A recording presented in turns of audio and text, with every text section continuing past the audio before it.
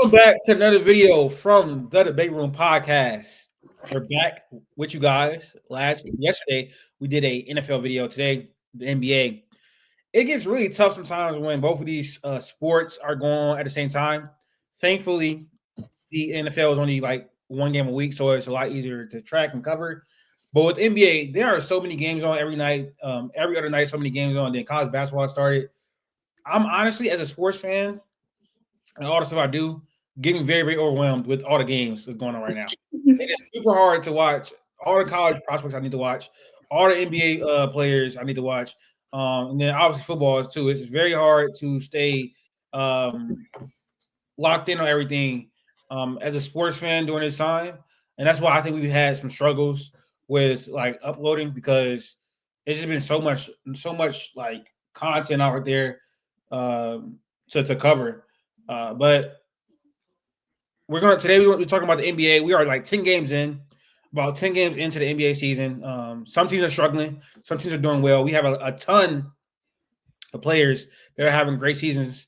And this is like the time in the season where almost everything is fake. Like a lot of players are playing well, they're obviously going to drop off, and a lot of stuff is unsustainable. But it's been very, very fun hoops to watch. Last night was a very, very fun night in basketball.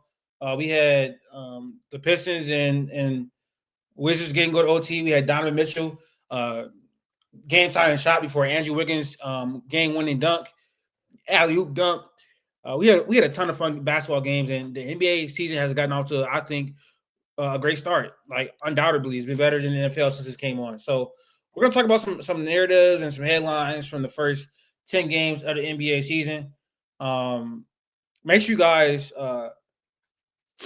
follow us on our social media platforms up at the top of the screen. I want you guys to comment in the comments if you're watching this.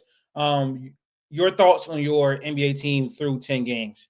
Where do you feel the team is at? Are you happy where they're at? Where they need to improve? Anything like that, just comment down where they are through 10 games, because basically everybody has played 10 games. Some teams will be playing 11 tonight. We got really big news in the NBA world today. The Mavericks are firing Nico Harrison. Well, they've already fired Nico Harrison. I wouldn't say it's particularly shocking at all, considering he traded a franchise great fresh off a finals appearance. So I wouldn't say it's shocking, but it was big news today in the NBA world that the Mavericks fired Nico Harrison. So we're not gonna really we're gonna talk about that, you know, in particular, but also the future of the Mavericks and where they should go from here. So Q and Max, I want to get you guys' initial thoughts on the firing first. I'm starting with Max. Do you feel like Nico Harrison was scapegoated in his firing? Do you think he deserved it? I want your take, your initial reaction, all that type of stuff. I don't really know, I guess. My thoughts going into it is obviously the moves Nico made did not get them Cooper Flag. Like they got lucky with the lottery and got Cooper Flag, right? The balls fell how they did. Don't get me wrong. They did trade Luka and all that did lead to them getting Cooper Flag, but they did get extremely lucky. So I can't sit here and say that that's a Nico move. But with the move that he put in place, I am kind of confused. And I guess they're just going to try. I saw a report today that they're going to try and shop AD at the deadline as well, right? Is that true? Or is that just a false report? So I thought I saw something about that. And this entirety is kind of making it seem like I don't think that was the time now to fire Nico because you don't have Kyrie. And I get the offense. I get the team's not looking great. You're 3-8 right now. But you do have a lot of moving pieces on the team right now. Cooper Flag's trying to come into his own. I think he needs as little turmoil and tension as possible. And you fire the GM that hired him, drafted him. And now I just feel like it looks like a dumpster fire and Cooper Flag's trying to do his own thing. I feel like this was just very much bad timing. 11 games in the season. Yes, he made a bad move. I don't think that was crazy for anyone else. I thought a lot of people saw that was a bad move. But I don't think that meant firing him now was the move to do. So I still think that this team looks significantly different with Kyrie on the floor. I think it looks significantly different with a year two Cooper Flag. And I guess on Nico's behalf, he should get a chance to see how his team plays out. I mean, he valued the front court. He valued defense. Like he never really got to see that team fully healthy and fully contending. So again, I get the team was not looking pretty, but I do think it's premature to fire him before you got to see all that you kind of signed up for with his moves this offseason, with getting Kyrie back and with a healthy AD. And I think I can say a healthy AD because he has been healthy, if I'm not wrong, the past 2 seasons. He's been on the court a decent amount. So am I off? I thought he's played what? It was really the two seasons before last year. Last year he was pretty banged up. Yes, that's fine. Sorry. I meant his last 2 full seasons with the Lakers. Yeah, he played in what? I'll look it up. Anyways, I think it was very premature to do this now. I disagree significantly with the call to do it at the time they did. What did he play? He played 76 and 56 in his last 2 full seasons with the Lakers. He played 51 last year, which still is not that bad. He's only played 14 games for the Mavericks. Yes, the 42 of those games were with the Lakers last year. Q? Yeah, I disagree. Nico Harrison was not a scapegoat. He was pretty much the founder of this trade. The worst trade in 100 years and across all sports is worse, as like up there with the Babe Ruth trade. It was just stupid. You traded a 25-year-old at the time, top 5 player in the world who just came off the NBA Finals for an old brittle star, and the only other offensive creator on your team is also an injury-prone star. Who would have guessed that relying on 2 injury-prone people that they were going to get injured and your team was not going to look as good? You could have asked anybody and they could have told you that was going to happen. So that was already silly in one part. The team that he built a team surrounded around Luka Doncic. That team now currently with Cooper Flag is not the same or not as effective as a team that has Luka Doncic. They have no offensive creators. They have no ball handlers. So the team is always going to look how it looked. Like even with Anthony Davis playing when he was playing earlier, the team didn't look well. It didn't look good. The offense was clunky and not well. And Cooper Flag is most likely going to be a great player. He's not a great offensive player, at least not right now. He's probably not going to be that for the next couple of years. So you're always going to take the hit. And then your draft capital, like you're pretty much stuck with this team because your draft capital for the next 5 years outside of the 2026 draft is just not yours. All your picks are going to the other contenders in the Western Conference. You're giving a pick to the Thunder. You're giving a pick to the Spurs. You're giving a pick to the Rockets. You have no avenues to actually make this team better. So you're stuck with the 32-year-old Anthony Davis who can't stay on the court. You're stuck with Kyrie Irving who can miss the 2 months or can miss half a year. Like you're stuck with those 2 players for the next 3 years, and that's just not how you should run a team. He said this trade was for immediate future. They were trying to compete in a 2 to 3 year window. 1.5 of those years is already out the books because you traded Luka Doncic. So do I think he deserved to be fired? Yes. Did he make a horrible mistake? Yes. There's no ifs, ands, buts about it. There's like no way to really wiggle this out. There was no really waiting for this team to get better because there was no avenues to get better. You would be waiting on Kyrie Irving to come back off injury to be your best offensive player to run your offense, and we never seen him be successfully do that as a number 1 option. That just never happened. So to think he was going to do that at 33 coming off injury was just ridiculous. There's no doubt this was a dumb move at all. It was no doubt this was a dumb move, one of the worst in NBA history. You're not going to get any disagreements from me on that. My problem is you allowed him to do this dumb move and then fire him, 9 months after doing it, 11 games of the NBA season, you fire him. That is extremely bad process. You should have fired him when he proposed this move. I really think that the Mavericks front office was being cheap. They didn't want to pay Luka a Supermax. And I can't fathom that Nico Harrison built a team as good as he did around Luka and then just wanted to trade him 6 months? No. Trade him less than a year after making the finals. I can't fathom that he would build a team perfectly, almost perfectly around Luka and then trade him less than a year after, if not influenced by the Mavericks front office. So you're firing him, and the reason I say he's a scapegoat, you're firing him for a move that at best you allow him to do, and at worst you facilitate it, and he's a scapegoat and he's the fall guy.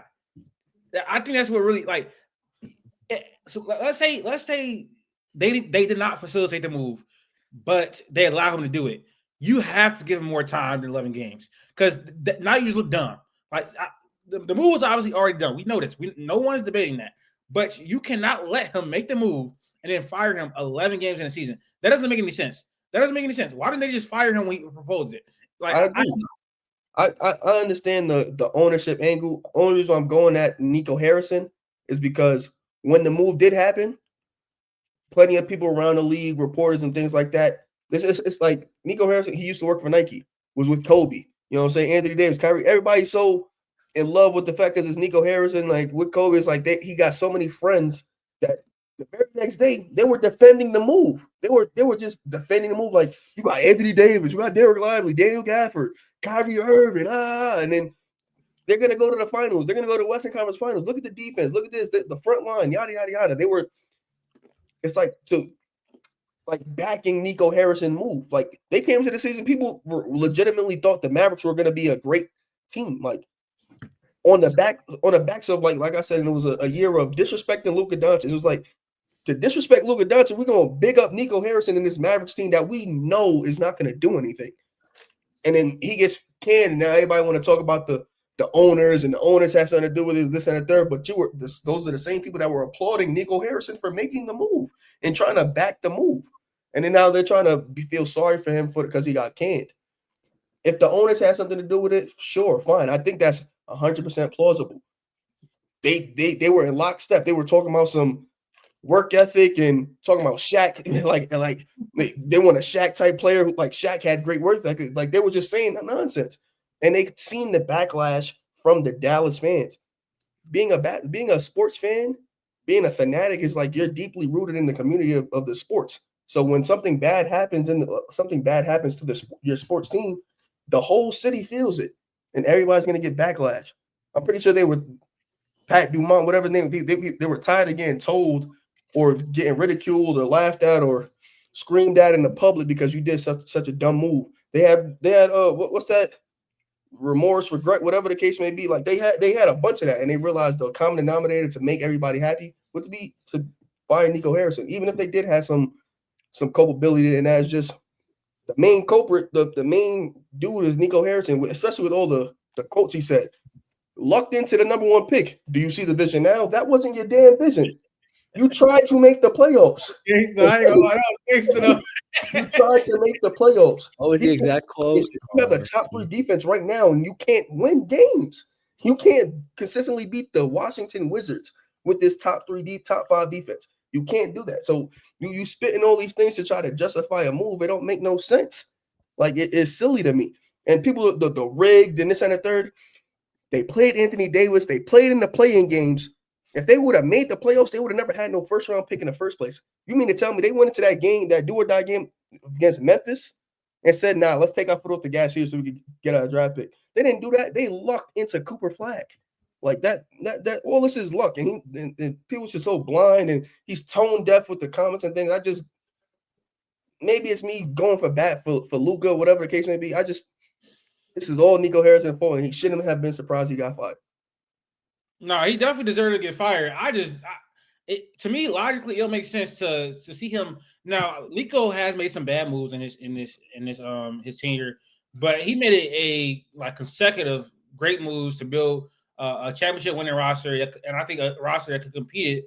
And burn it to the ground. Was supposed to help him like that, and then he burned it to the ground. And he immediately threw it away. I just don't. I can't fathom that unless he's just a psycho.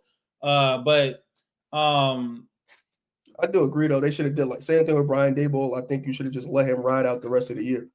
You after backing him on that, you gotta let him do it. You gotta let him. At least you gotta see after allowing him to do that move. You have to see his vision through for at least a season. You got to see how you play with Kyrie coming back, with Cooper Flag after he has had months in the NBA floor to learn. You have to see the vision with that team. You have to after letting that move happen, you got to let it happen, bro. I'm sorry. I don't necessarily know what doing firing Nico right now does literally nothing but appease the fans. And obviously that's important for its owner to do. But you should have thought about that before you trade Luka, the literal heart and soul of the franchise. Maybe if they sell at a deadline, then then I'll be like, okay, you made a mistake, and now you're trying to rectify it a bit. But if they're going to just ride this team out until I don't know whenever, then you really just you did some PR shit. That's what you did. You did some PR shit because nobody likes Nico, so you fired him. But if you're not going to actually sell at the deadline and try to recoup some assets, then this is all for nothing. Then you might as well just kept him on the team. I don't know. Appeasing the fans is a good thing, though. Like I said, it's the community. People will sit there and go through the trials and tribulations of you building a team if they believe in you and they don't have no qualms. 76ers fans and all these other fans, they sat through hard times because they believed and they saw the vision early and it looked like it made sense.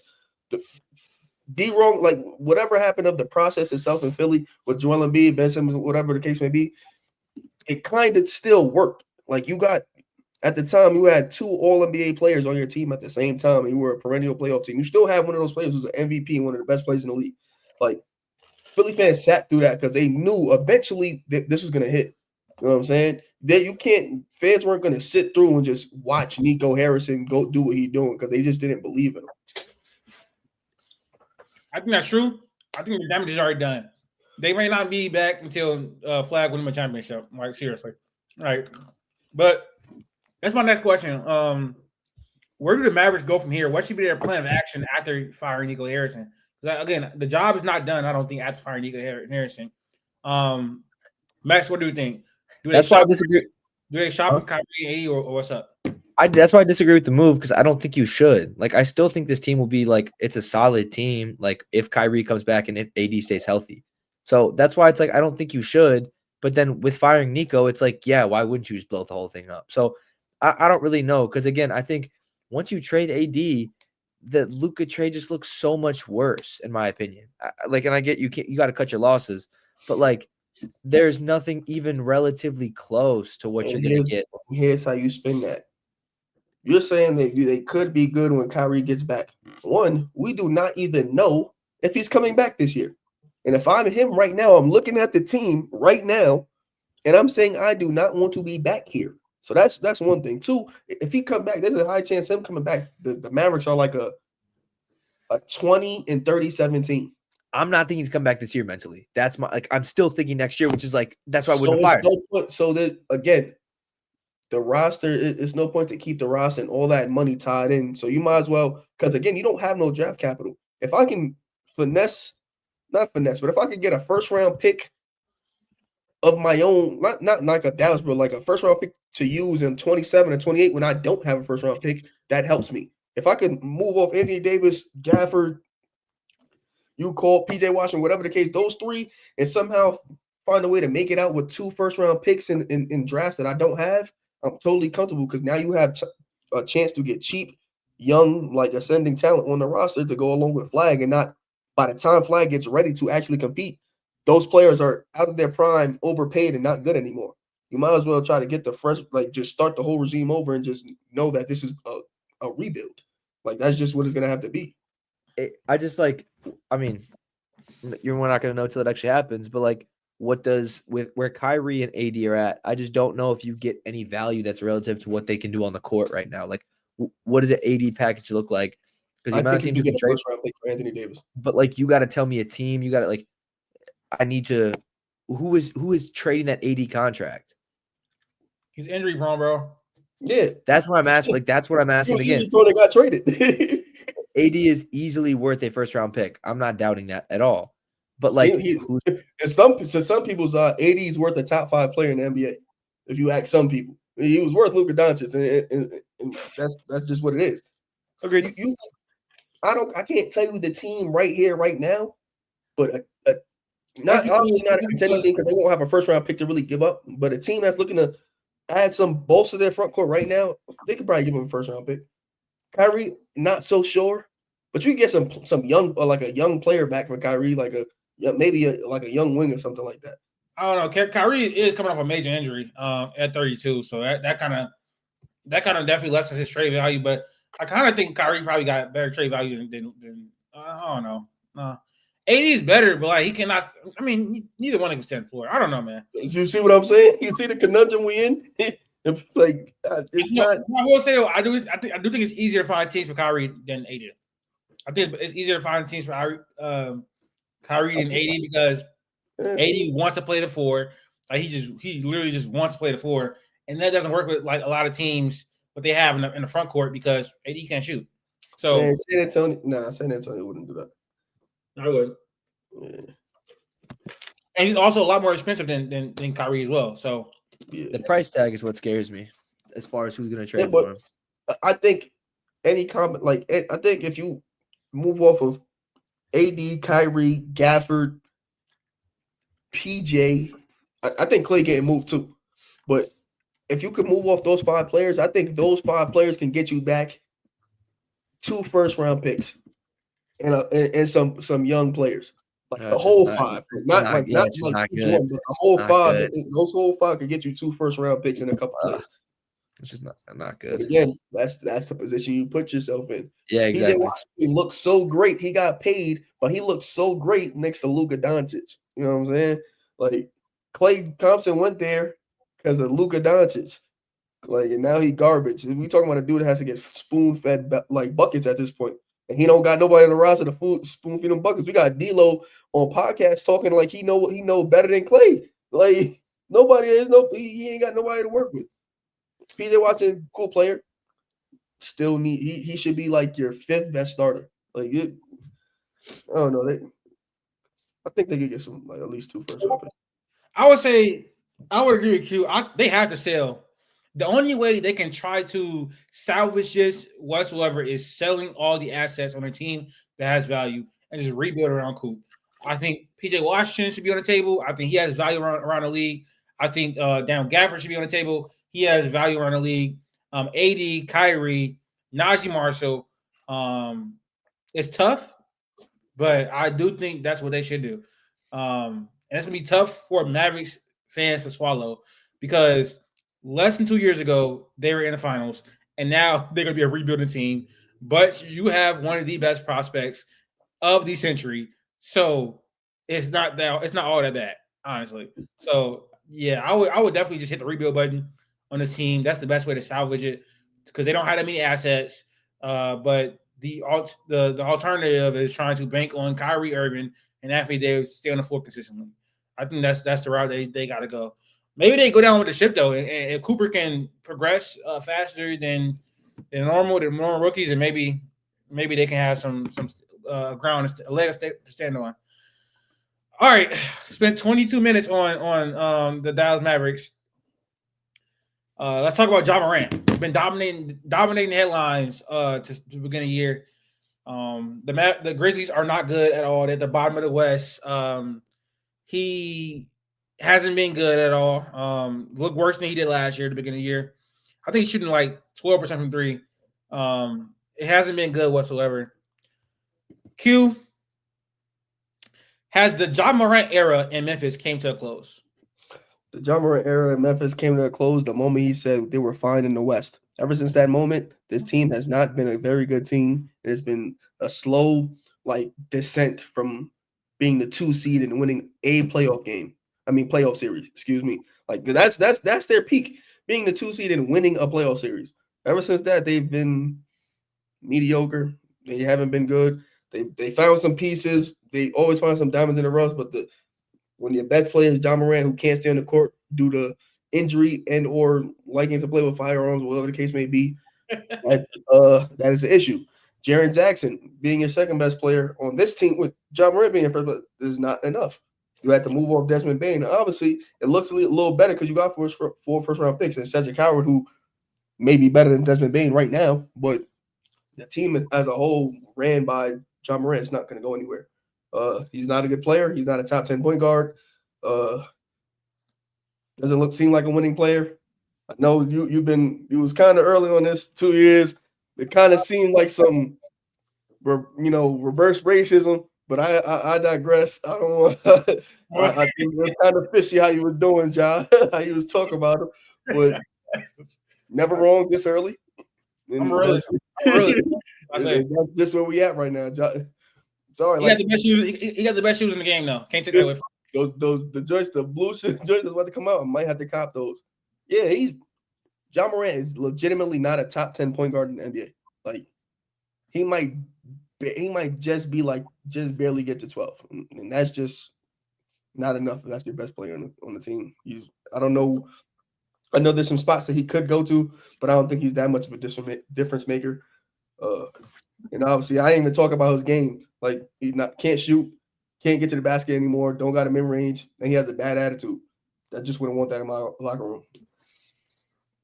room. Strong words, Max. Ja Morant era over in Memphis. Can they salvage this or what's up? I used to be a big Ja truther, especially when Ja was going through suspensions and injuries. Like people, I feel like seem to forget who Ja was on the basketball court at his peak. But that Ja is not back right now, and there's not really much else to say about that. Ja, he's at 23. Huh? What'd you say? He got 22. What'd you say?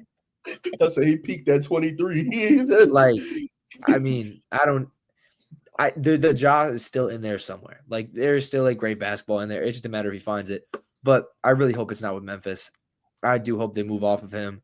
Memphis, I think they should be happy with what they got with Cedric Howard, a couple of their young pieces. Maybe you trade Ja and Jaren Jackson and you completely rebuild. Again, Memphis is not a good spot at all for free agents. They're not going to get any free agent destinations. I think with what they got from the Bain deal, they have a plethora of picks to actually start a rebuild if they would like to. They traded two Cedric Howard, I believe, actually. 2 firsts? Well, they used one first. They used one of those first to move up. Yes, they still first. have the Phoenix Suns first in next year's draft. So they still have assets from that deal, and I think they're in a position where they could try and push and see what they have with a stacked West with just Jaren Jackson Jr. and some accessory pieces. But that's not going to do much. Like that's nuts. So I think that trading Jaren would be Zach Edey. Yeah, exactly. So trading Jaren Jackson would be my way to go about it because you do have some interesting young pieces that you could go with going forward. But on the Ja side, like it's sad that 2019 draft class, that 1-2 will be two of the biggest what ifs in the recent 20 years in the NBA. Both those players had such promising careers ahead of them, and for whatever reason, it is just not folded that way. So again, I think that there is still a lot of basketball left in Ja's career. I hope that it's not in Memphis. I hope he gets a fresh start somewhere else. I think if I was a GM, I get all the concerns about it with what to trade him. But if the asking price, and this is going to be on Memphis, but if the asking price is not crazy, like I'm still taking a swing on Ja. I still would. I still think that there is a very talented basketball player in there. And I think that if you can harness that, especially in a secondary or a tertiary role, in a second or third option, like if you put him next to a guy like Ant or you put him in a good system, like what can you do with that if you take the pressure off of him? So I'd be interested to see what happens. But yeah, I hope that this marriage is divorced soon. No, I've been saying that they should trade Ja Morant for a while now. This is not a new take for me, so I'm not going to say anything differently than what you guys are saying. I do think there's a possibility they can keep Jaren Jackson Jr. I think Jaren Jackson Jr. can work in a lot of places. I think he can be a cornerstone of a franchise, not as their first or second best player. No, he's being paid like it, but I think his skill set, what he brings to the court, is that of a really good player, and it can be a cornerstone for a franchise. Now, I think trading him is also on the table, but the tricky part about trading Ja Morant or hypothetically trading Ja Morant is I don't think he's going to have a very good market whatsoever. You're going to definitely lose that deal. If you do it, if you can find a suitor for him, you're going to like inherently lose the deal, and it probably won't be close because any team you try to trade him to are going to just say he's had issues off the court. He's had issues with staying on the court because of his health.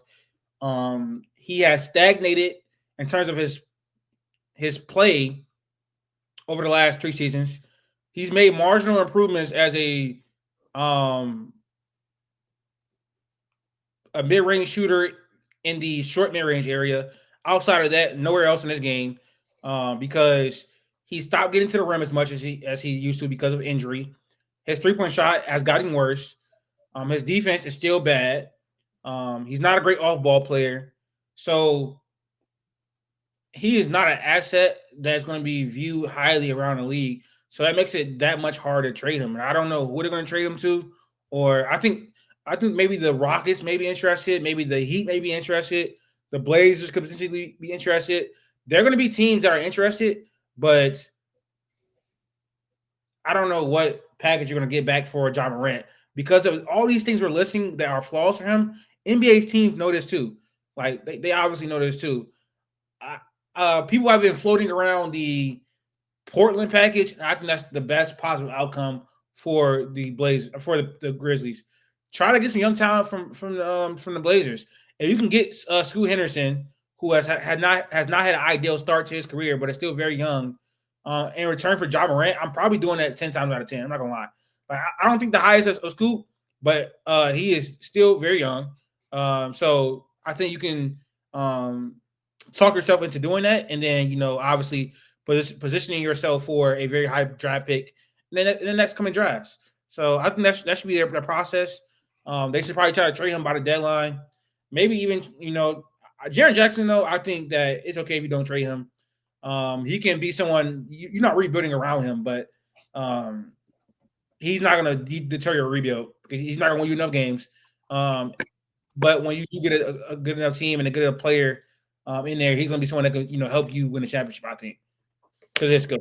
I mean, obviously he has his flaws too, but yes, that's my thoughts on the Grizzlies. I don't necessarily know if we need to spend too much more time on that. I don't think so, just because I think that it's like. What do you guys think the best landing spots are for Ja Morant? I said the Portland Trail. I like the Portland Trail Blazers the most, to be honest. If it's for the idea that Ja's gonna help us compete for a championship, Houston, Minnesota. If it's just to get the best package, then yeah, you could go to Port. You could holla at Portland. I think they'll probably get the best package. And then if you just want to send them anywhere, Miami's not going to probably do anything because they never do anything. But Miami would probably be a decent spot to see what he could do. Bam, Tyler Hero. Well, you might have to give up Tyler Hero on the deal, maybe. But yeah, those are three. Those are my three spots. Max, talk to me about landing spots for Ja Morant. Houston, I think, is the most intriguing. I agree with Q. I think as far as like where you could actually semi-contend, I'm just thinking more what the package is going to be. I think it's realistic, or Miami would think about doing it if they don't have to give up Hero. I think if the asking price isn't crazy, then maybe, yeah, Minnesota makes more sense. But I am really wondering what the asking price is. Houston just has a plethora of young pieces and still some picks. So I think they can kind of make it work on both sides where they can still contend and also give up a decent package. But I would be intrigued with Miami, I think. Again, they're a team that never does anything. But I think going out east, maybe they think they can make a move or push up to a top 5 team, top 4 team in the Eastern Conference. All right, let's move on. The Pistons are, I think, 9-2 through 10, 11 games of the season. They are the number 1 seed in the East, have shocked a lot of teams. I don't know how sustainable it will be, but that's pretty much what we're going to talk about in this segment because they have been surprising the NBA so far. So for those of us who have been watching the Pistons, how have they got off to this hot start, basically, is my question. And we can talk about Jalen Duren's breakout as well going forward. And I really want to talk about the future of this team because this offseason, they're going to have some decisions to make. Paying Jalen Duren, paying Jaden Ivey. I think they're going to have really big decisions to make. So, Q, what have you seen from the Pistons in their 9-2 start to get to first in the East this season? Well, for the people that thought like maybe Cade would like slow down or be one year wonder, whatever the case may be, or like he just peaked. He's pretty much again performing at an all NBA level.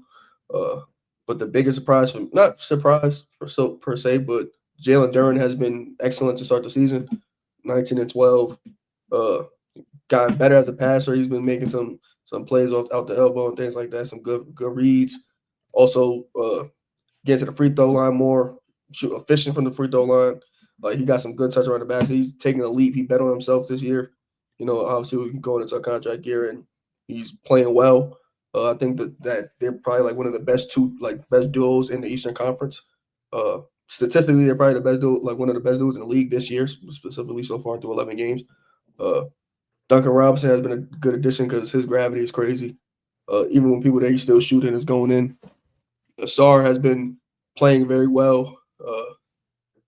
Harrison Ja, Stu, solid defender, he's still there. When the shooting has come back to form, then it could be a little bit different.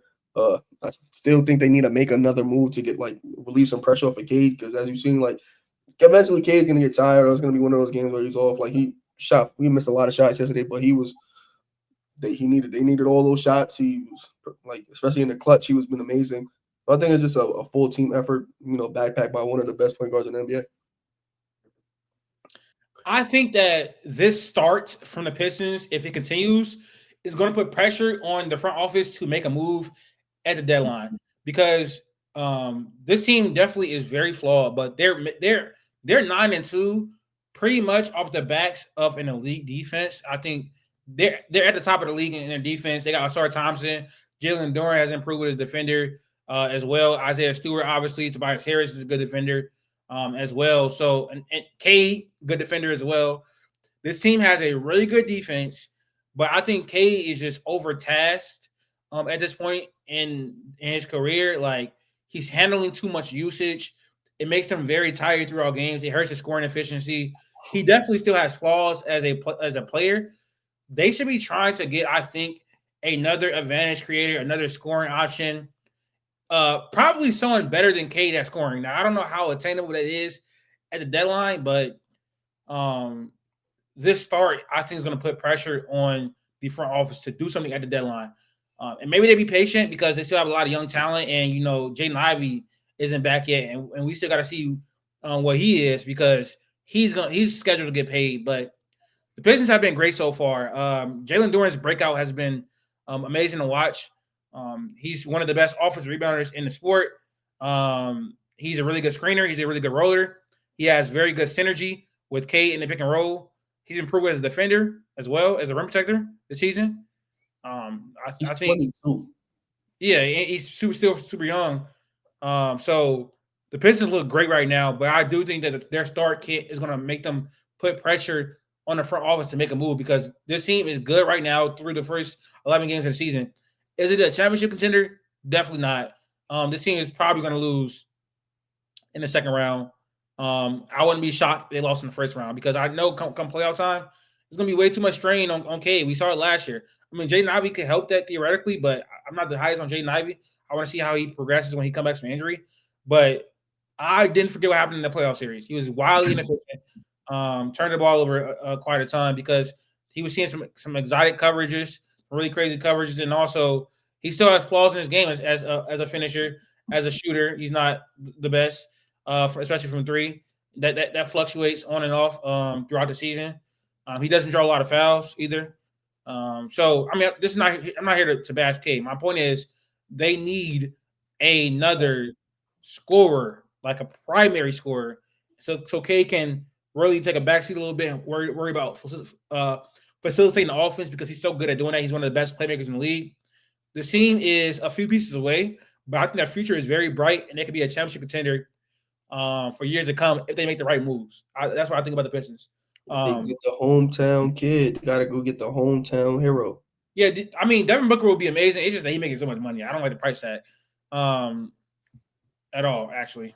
He's gonna do nothing in 3 years. That's nothing in 3 years. He's actually quite overpaid, actually. It's under discussed. But Max, man, you out there in Michigan. What's the vibes been like for the Pistons? 9-2 start.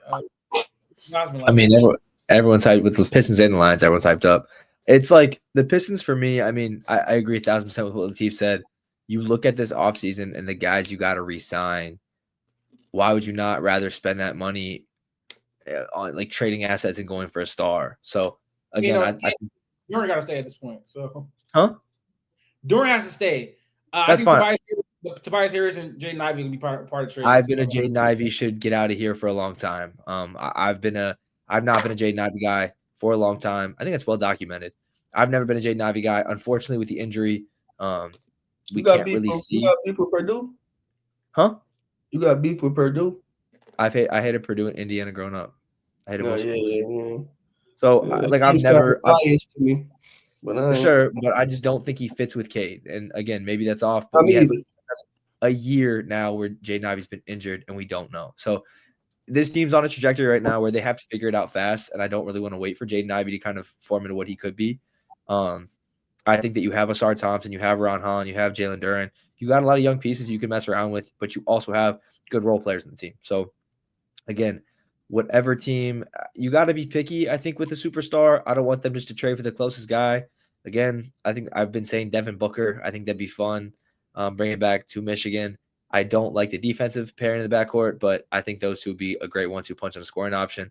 But I would just say be active. I mean, I know like Zion was rumored to go there last year, like rumored that that would be a good fit. I don't know about that, but I think that they just need to be active and spend money on a guaranteed superstar that you know can produce versus hoping and praying that the guys you're going to sign to max contracts are going to stick around and continue to evolve to the same. So I don't know. You're in a tough spot, but like I definitely feel like Detroit has to, like, you can't take a breath. Like Cade's coming into his own. Obviously, you got other pieces. You want to see more from Holland. Asar's playing great. Jalen Duren obviously has been the star of the show this year. But I do think that, like, I would just much rather invest my money, invest my assets into a proven stud that I know will fit alongside Cade versus kind of hoping and praying that Jaden Ivey turns into the thing you want him to be. Well, sometimes it's better to have the known quantity than like bank on young players or bank on like, because that's when sometimes draft picks get overrated because the draft picks are just giving the teams hope because people flop on draft picks all the time. If I'm getting a known All NBA player, that's way better than hoping my first round pick turns into what Devin Booker is right now. Like, you know what I'm saying? Especially with with how bad Asar is on the offensive side of the ball. Like, I really want another scoring piece that can be a 3-level score. Huh? At the end of this year. He also has to get paid at the end of this year. Which is fine. And defensively, I think that he can – I think you see enough of him defensively where, like, you want to keep him around, obviously. I think if you can pair him alongside 2 stud 1-2 guards, like, you're going to feel a lot better about yourself that you then have a lockdown 3 as a defender. So, yeah. Just give me a proven dude. No, I want to highlight Jalen Duren a bit more because I think we talked about how great he's been, but, you know, I love numbers. They've been like 12 points better with him on the floor than off this season. He's been probably by the numbers been one of the most impactful players in the NBA. Their offense drops by a full 11 points with him off the floor, and their defense drops about 3 points or so per 100 possessions with him off the court. So he's been an impactful two-way player this season for sure. Q, did you see my text? Yes. You got the names? I was just thinking about that just now. I got 5. All right. I mean, we can, you know, whenever you're ready, bro. Jalen Duren, that's a good topic. Jalen Duren, would you rather? All right, we are going to be doing Jalen Duren. Would you rather? First name up, Nick Claxton. Jalen Duren. That's easy.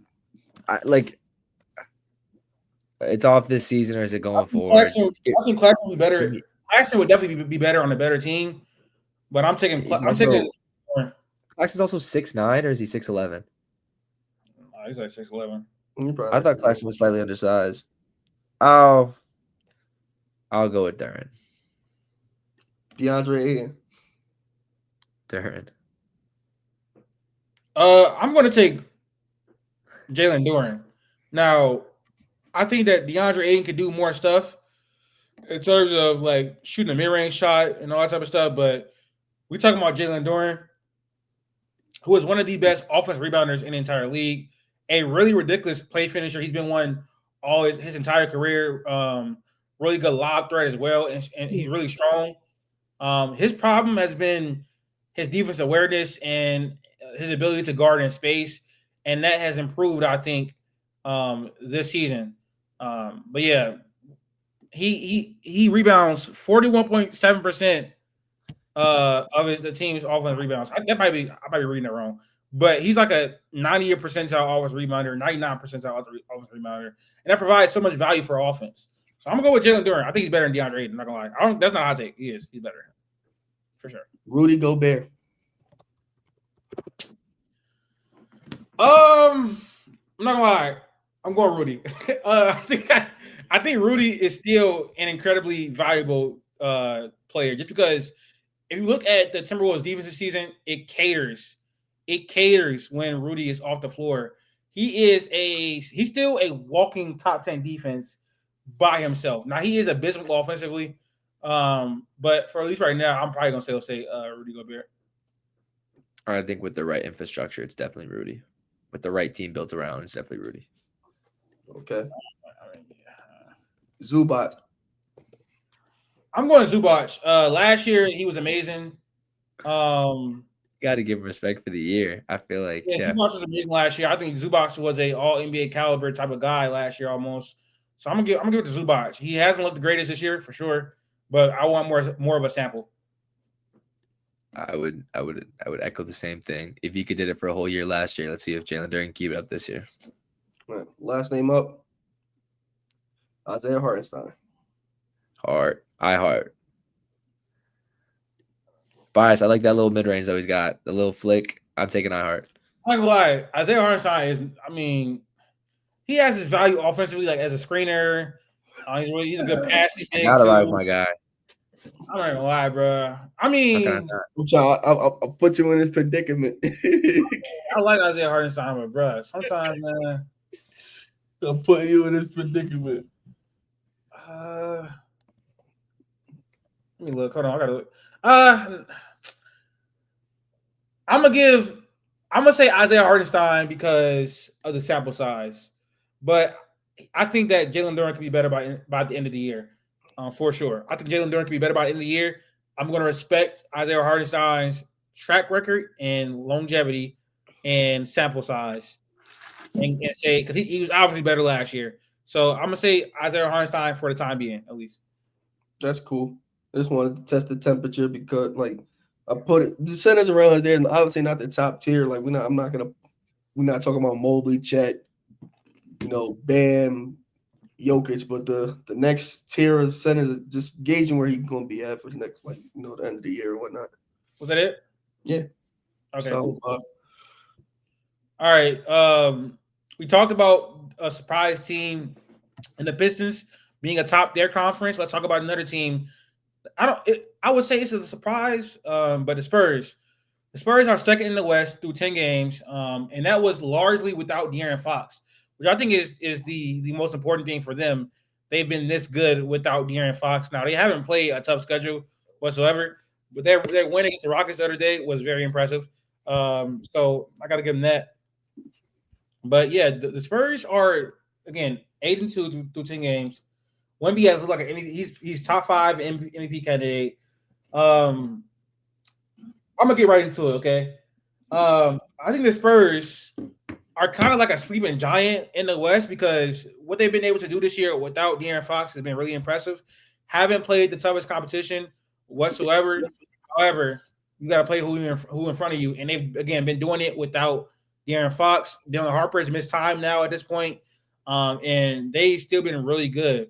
I think where they're going to struggle is in the playoffs when teams can scheme against Victor Wembanyama by putting wings on him in front of him and doubling him because he still struggles with those turnover issues.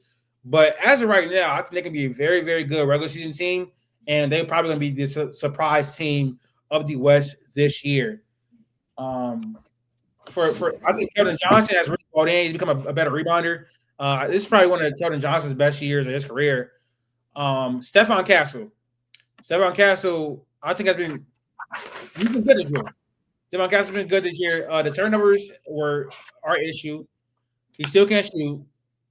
He's still not the greatest creator in the half court, but his connected passing has been really good. His defense has been off the charts.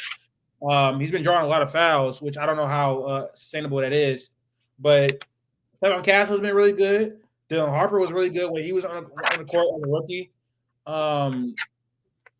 Cornette has been really good. Like pretty much everybody has had some really good moments. Vassell, not the highest on him in his play this year, but I think he's really balled in, and they're being carried right now by probably a top 5 player in the world. I think Harrison Barnes has been shooting the cover off the ball as well. Let me see. I think their defense is pretty high up there. It got to be because of like the combination. Yeah, they are the 6th ranked defense in the league right now, and they are the 12th ranked offense. So a really balanced team to begin the year. Off the backs of their defense with Wemby obviously and Stephon Castle and Jeremy Sohan, who's come back from injury. So the Spurs are a dangerous team in the West. Do I think they're going to win more than one playoff series? Probably not. I think their roster still isn't that good in terms of shooting, in terms of shot creation. But they have a defensive identity with a top 5 player in the world, in Victor Wembanyama. So that's what's got them through this 10 games, and I think that's what will get them pretty far this season. What do you thought about the Spurs through 10 games of the season? Like you said, kind of like a sleeping giant. Obviously, sometimes they beat like within the flow of the game, they beat in games with teams, but they showed that they can play up to competition.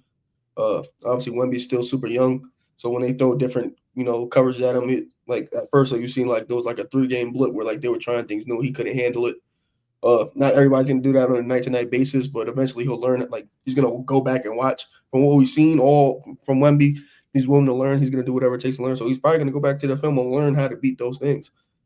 That's just what it is. The Fox not being there early and then Harper going out being injured now was a good thing for the crowd that was like, oh, trade Fox because you got Dylan because he was playing so well. This is exactly why he's probably still around for things like that. Because 3-guard lineups is not like it's never been done before. Like there's been 3 very good guards on teams before that have won significant amount of games, and that just shows you why you need another type of guard, especially an all-star caliber guard to play next to him because he can still get downhill, still do things, still pass the ball, create and whatnot. They're going to be able to employ those coverages with Fox on the floor. Exactly. So things like that. The team as of right now is constructed well enough that they could win games. So I fully expect them. I thought they'll make the play-in, not be a lock playoff team. I'm pretty confident to think that they're going to be a lock playoff team, probably 6, 7 seeds, something like that, maybe even higher, depending on how the rest of the season go. Obviously, there's teams that weren't as good as we thought. Like Memphis is not a factor, Phoenix not a factor, Dallas not a factor. I just think they have a pathway this year, and they also don't need to rush into anything because they have a solid roster. They can make a move, can not, but you can go this year and just let Wemby go out. There's a chance he's gonna probably sweep. He could sweep the awards this year if you really put his mind to it, depending on how well they play for the rest of the season. It's just great fortune that you get Wemby, you get Harper. Trade for Fox. Didn't even know you were gonna get Harper, and then it turns out you needed both. You needed both because just due to injury purposes, it just worked out so well. Stephon Castle playing well. I got my gripes with him, but I can't deny that he's playing well right now. Keldon playing well. They just got a solid team, and it's just looking up for them right now. Max, talk to me about the Spurs. The biggest threat to the Thunder down in the next 5 years or so. They're going to be the biggest. Sure, down the next 5 years. That's fine. Huh? I believe I picked this team to make the playoffs clean. I believe I picked them to make the 6th seed. So I was high on this team coming into the year. I obviously did not think the road would look like this, where they're playing so well without their key guys. But I mean, yeah, Castle's like what you guys have been saying, like the role players, the bench guys, everyone has been stepping up, and I can't imagine that would die down when De'Aaron Fox and Dylan Harper come back fully healthy. They have their full team going. They get more team chemistry, whatever. I mean, it's Wemby. Wemby's pushing himself in that next stratosphere. Again, obviously, we were robbed of half a season of Wemby last year. Definitely was the DPOY last year. Was playing out of his mind. He's picked up where he left off. So with all the kind of stuff from the offseason coming around the Spurs, a lot of it is coming to fruition. They are the team we thought they were. Wemby is the player we thought he was. Didn't he hit the game winner against the Bulls like last night too? Like it was on the Vucevic, I think. So yep, disgusting, absolutely disgusting. So it's just, I mean, I'm not scared of them now. That's fine. But yes, this will be a great rivalry, I think, with the Thunder and the Spurs going forward. This Spurs team looks very fun, but the craziest thing is it can get so much better in so many different ways. I think they have the ability to trade guys. They have money still. Like there are so many ways they could still upgrade their team, which is for other teams frightening. Like you have, Wemby's playing like a top 5 player in the league right now. I can't stamp him quite yet. Still can't stamp him quite yet. Huh? That's real. He's there. I'm not going to stamp him quite yet, but he is playing outwardly. He's easily a top 10 guy, whatever. Plus, you still get to see what you got in Stephon Castle and Dylan Harper. and you get a very, very good point guard, De'Aaron Fox, and you could still make moves around the edges. And they have good role players. I know when Wemby first got there, we hate on the team for the assets he has, but Vassell, Keldon Johnson, Sochan, all these guys Largely being has the same roster, the same huh? players that people hated on before. They clearly And play that's what I'm well. saying. Now that Fox is there, Harper's there, Castle's that like they can kind of take those steps back, and now they're your the fifth and 4, sixth people 5, on the 6. Yeah. like that looks so much better, right? Sure, Devin Vassell is your 2 is not great. Devin Vassell is your 6th is the 6th man or you know what I mean? Like that's phenomenal. So again, you got to make the money work. You got to figure out who you want to pay and who you don't, because all these guys will need a contract coming up soon. But this team is so fun to watch, and I think that will be come playoff time. I agree. I think they'll kind of fizzle out, but I still have them as a lock for the playoffs. All right, let's move on. The Magic and Clippers are both struggling through 10 games. One team is 3-7. I think the other team is 4-5. If I'm not mistaken. So I kind of want to talk about them in conjunction together. Obviously, those teams have very different issues, and we'll talk about that. But just really want to talk about which team has been more disappointing, and who do you think has a better chance of turning around to end the year? Basically, not to end the year, but throughout the season, who are you more confident in turning it around after this slow start to the season? The Magic or the Clippers?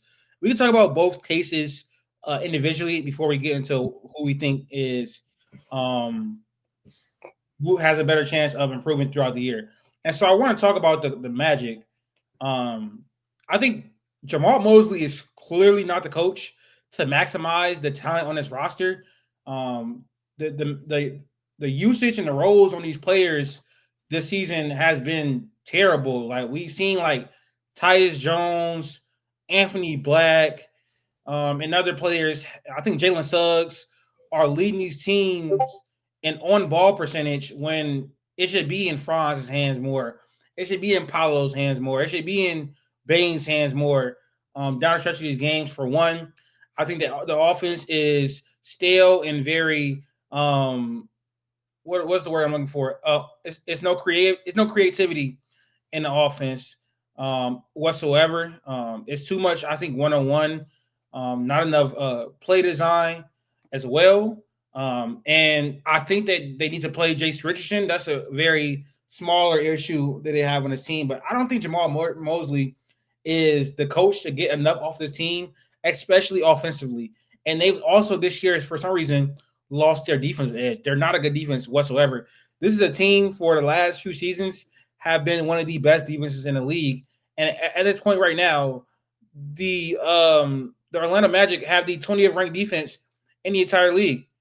I'm sorry, I'm looking at it wrong. The Orlando Magic have the 20th ranked defense right now, and they have the 19th ranked defense right now, and they have the 20th ranked offense. They're just not a very good team whatsoever. They're struggling on both sides of the ball. And I think a lot of it has to do with coaching. So at some point, it just continues. They're going to fire Jamal Mosley here pretty soon, I think. And that type of thing could derail a season. So maybe they let him get one more year, but I'm very, very confident in Jamal Mosley not being the coach to maximize Franz, Paolo, Bane, this entire core. I'm very confident that he's not the coach to do it. The Magic, they like you said, Jamal Mosley. He's a dynasty starts after you candidate. He's not the coach for this team. Sometimes that's okay. There's a lot of coaches that like get teams back to relevance, prominence, or whatever the case may be, and then you need a coach to take you over the top. We've seen that. It's not a foreign concept. We've seen that type of model year after year after year when it comes to sports teams. Like it's just sometimes voices get stale, and that's just what it is. It seems like he's losing the locker room too. Sure. At this point, you just like this is another team that people thought was gonna be a top 4 seed. Paolo is gonna ascend into a top 15 player. Franz, you got created 4 first round picks of Bane. This team people thought was gonna be great. They don't have no real offensive infrastructure. And you're right, the ball should be in Franz's hands, Paolo's hands. Paolo has his own issues on offense. I think Franz probably is their best on-ball guy because his ability to get downhill that allows him to like operate and create for other things. Bane should be your best perimeter player. He's not playing like it, and he costs a lot on both money wise and asset wise. It's just not what it was cracked up to be. And I think like they're in for a long season. Yeah, he's probably if he get fired, that's just what it is. They're gonna have to wash their hands. But again, you give up all that capital, and you're pretty much stuck with this team.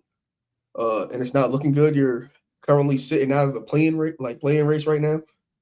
And it's the usual. It's the usual like culprits that's ahead of them right now. They just can't compete with these teams. And like you said, they're not a good defense, with never a good offense. That's just a culmination of a bad team. And, obviously, I think they can make it out of it, but as of right now, it just does not look good. Next, I think you were high on the Maverick. I mean, the Magic this year.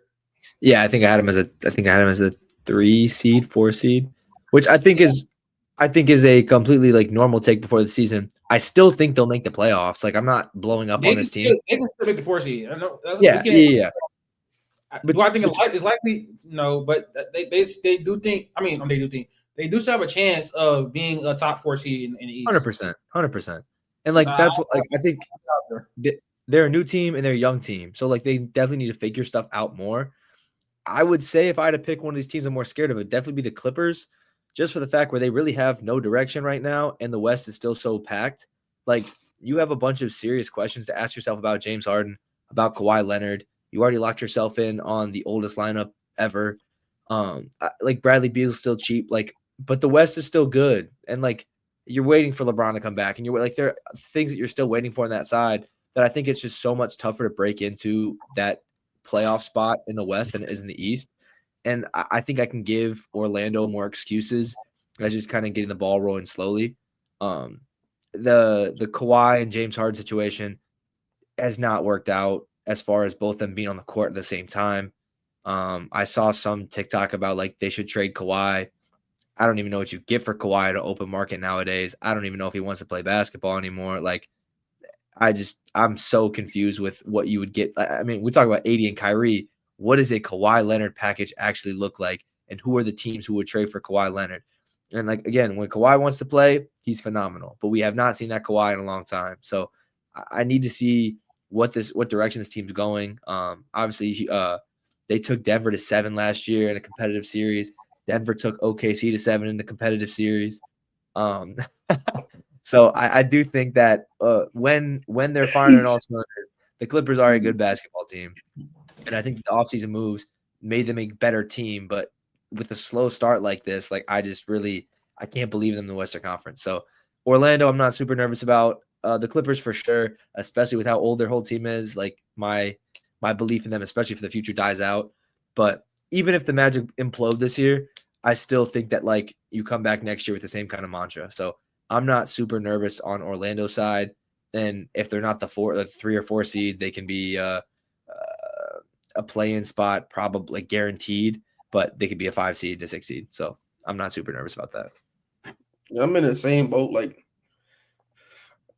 well, it's two sides of the same boat. It's like the Clippers, the moves that they made on paper seemed well. Like, obviously moving for Norman Powell, but in the aggregate, you're getting back John Collins and you're adding Bradley Beal.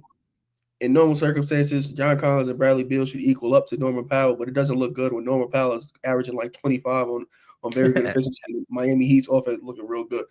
You know what I'm saying? It's harder to gain that ground in the Western Conference, especially when the teams that we thought weren't going to be as good so fast are actually very good. So now you're behind the 8 ball a lot, and your best player is not playing basketball right now. So yes, this is probably a last hurrah for the Clippers. That's probably how they came into it. After this year, this is pretty much it. The team is over. Chris Paul's not going to be in the league anymore. James Harden is probably going to be on his last legs. Kawhi Leonard's not going to be playing basketball. You're going to have Brook Lopez probably retire. You're going to have a team of Zubac, John Collins, and a bunch of nobodies. And you're going to have to like try to bring star players, but you don't got no real assets. So they're stuck. Orlando, the only why I'm not so crazy about Orlando, but since they're in the Eastern Conference, they have all the time in the world to make up ground and make the playoffs. So, yeah, I'm always going to stick with Orlando being the team that, has a brighter future right now, like in this season. But also, Go ahead, Max. Sorry, I was gonna say LA is still LA. Like LA is still LA. Like they can get free agents. I know it's the little brother LA, but they got free agents before they can still get in the future. That's all. I was just saying this season. Obviously going forward, I'm as the Magic have a younger team and stuff like that. I'm more confident in them going forward. But it's like this season is kind of tough because the Clippers have been so overly reliant on James Harden, and when he goes to the bench, their complete offense falls apart. Their defense hasn't been good whatsoever, and they were one of the better defenses in the league last year. And now they're the 26th worst. They're the 26th ranked defense and the 22nd ranked offense right now in the league. They don't have enough and I thought that Bradley Beal would help their ball handling because last year they struggled with ball handling outside of James Harden. But it seems like the road is completely over for CP3 at this point. Bradley Beal has not been nearly as good as you want him to. Zubac has, I think, taken a step back, even though I think he's still a great player. So this team has a lot of issues. They're very, very slow. They play very, very slow.